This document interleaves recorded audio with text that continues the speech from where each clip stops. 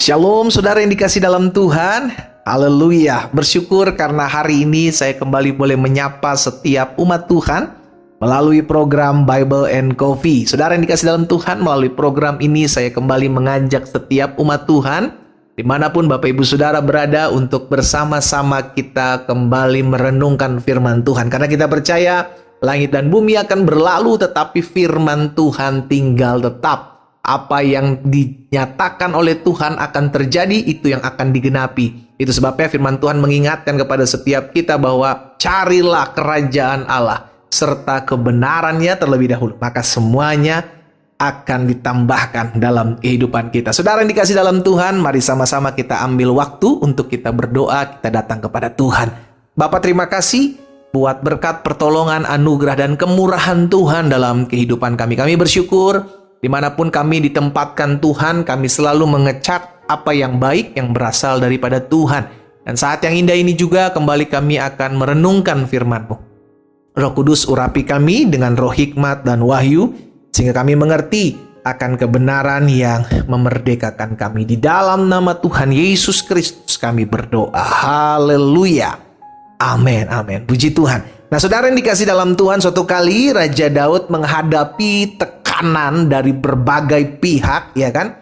Karena ketika dia lari dari suatu tempat ke tempat yang lain untuk menghindari kejaran Saul karena akan membunuhnya. Saudara yang dikasih dalam Tuhan, tidak ada yang memihak dia.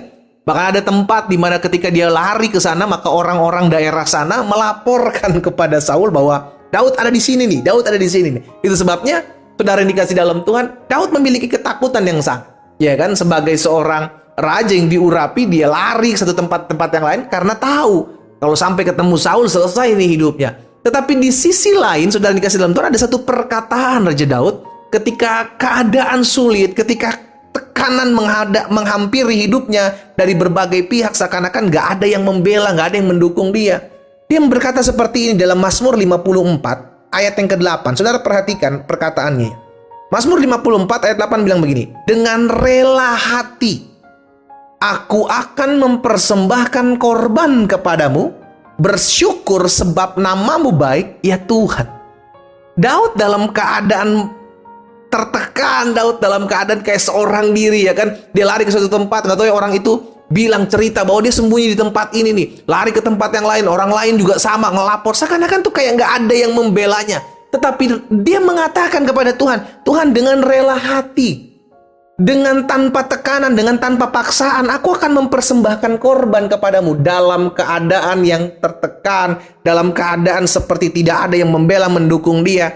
Dia mau tetap datang kepada Tuhan tanpa tekanan, tanpa paksaan, dengan rela hati. Aku persembahkan korban kepadamu, bersyukur sebab namamu ya baik. Saudara yang dikasih dalam Tuhan, apa yang kita bisa dapat? Dalam keadaan kita sedang menghadapi tekanan hidup, bisakah kita tetap terus memuji Tuhan tanpa tekanan, tanpa paksaan?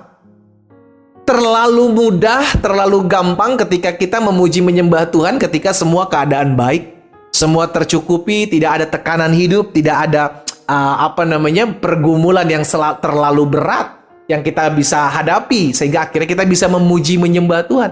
Berbeda dengan peristiwa Daud pada saat itu. Tapi dengan rela hati, Daud mau mempersembahkan korban kepada Tuhan, bersyukur kepada Tuhan, sebab nama Tuhan baik. Dan ini bukan suatu hal yang mudah.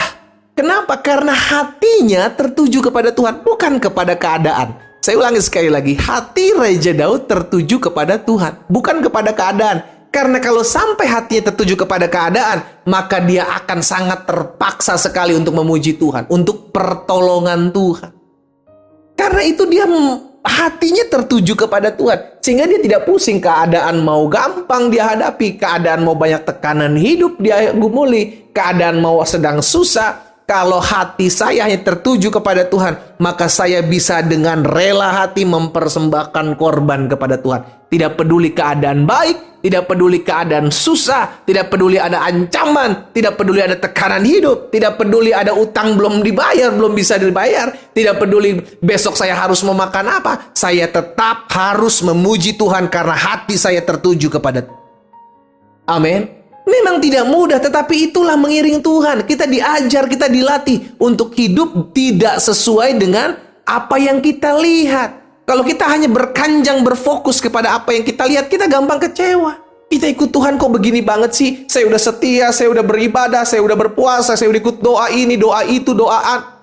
Tapi kenapa tidak ada jalan keluar? Kalau kita hanya fokus kepada keadaan hidup, fokus kepada kenyataan realita yang kita lihat di depan mata kita, saudaraku, kita akan sulit untuk memuji Tuhan. Kenapa? Karena begitu banyak tekanan, begitu banyak pergumulan yang kita hadapi.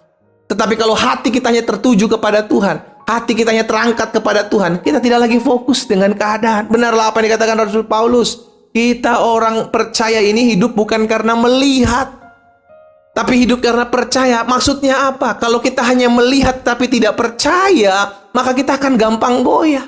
Tetapi sebaliknya, ketika kita hidup tutup mata, kita tahu keadaan susah, keadaan rumit, keadaan tidak mudah, tetapi kita mau tetap percaya Tuhan jadi pembelaku, Tuhan tolong hidupku, Tuhan berperkara atas hidupku, maka aku akan bisa menghadapi masalah itu. Belajar untuk memiliki hati yang hanya tertuju kepada Tuhan, saudaraku. Itu sebabnya pemazmur juga katakan dalam Mazmur 13 ayat yang ke-6 bagian A bilang begini, tetapi aku, kepada kasih setiamu aku percaya. Aku percaya, hatiku bersorak-sorak karena penyelamatanmu. Keadaan tidak baik, keadaan sulit, keadaan penuh tekanan, penuh badai, tetapi aku kepada kasih setiamu aku percaya. Hati yang tertuju kepada Tuhan akan selalu melihat kebaikan Tuhan di tengah-tengah kesusahan. Saya ulangi sekali lagi. Hati yang tertuju hanya kepada Tuhan akan memampukan kita, akan memberikan kita kesanggupan untuk tetap melihat kebaikan Tuhan, untuk tetap melihat kasih setia Tuhan di tengah-tengah badai kehidupan. Semua kembali kepada sikap hati kita. Kalau kita hanya melihat segala sesuatu dengan sikap hati dengki, sikap hati kecewa, sikap hati yang bertanya-tanya selalu, Tuhan kenapa begini, Tuhan kenapa begitu, maka kita nggak akan pernah bisa mensyukuri keadaan yang tidak baik. Namun sebaliknya, ketika hati kita dipenuhi dengan kebaikan Tuhan, tidak peduli keadaan tidak baik, tidak peduli keadaan banyak orang yang mengkhianati, mengecewakan, tapi karena hati saudara dan saya dipenuhi kebaikan Tuhan, kita akan tetap dapat mengucap syukur, bersorak-sorak, karena fokus kita adalah kasih setia Tuhan, bukan kepada keadaan. Dimanapun saudara berada saat ini, saya nggak tahu apa yang saudara sedang hadapi. Saya nggak tahu keadaan apa yang saudara sedang alami. Tapi sebagai hamba Allah, saya mengajak setiap kita jaga hati kita. Biarlah hati kita tetap tertuju kepada kebaikan Tuhan. Jangan kepada kenyataan yang kau sedang hadapi, realita hidup yang sedang kau hadapi. Tapi tetaplah hatimu tertuju kepada Tuhan. Orang yang hatinya hanya tertuju kepada Tuhan akan sanggup melihat kebaikan Tuhan, akan sanggup melihat kasih setia Tuhan di tengah-tengah badai, di tengah-tengah tantangan hidup. Kita berdoa, kita datang kepada Tuhan. Bapa, terima kasih.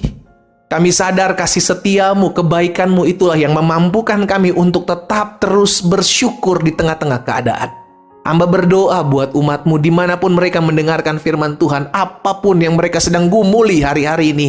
Hamba berdoa di dalam nama Tuhan Yesus. Tuhan beri kesanggupan, Tuhan beri kemampuan untuk kami selalu memiliki hati yang tertuju kepada Tuhan. Kami tahu Tuhan kami setia. Kami tahu Tuhan tidak pernah meninggalkan kami. Kami tahu janji-Mu tidak akan pernah Tuhan biarkan kami berjalan seorang diri menghadapi segala sesuatu. Dan kami percaya selalu ada jalan keluar bersama dengan Tuhan Yesus. Hamba berdoa buat umat-Mu. Beri keteguhan hati, beri hati yang tertuju kepadamu.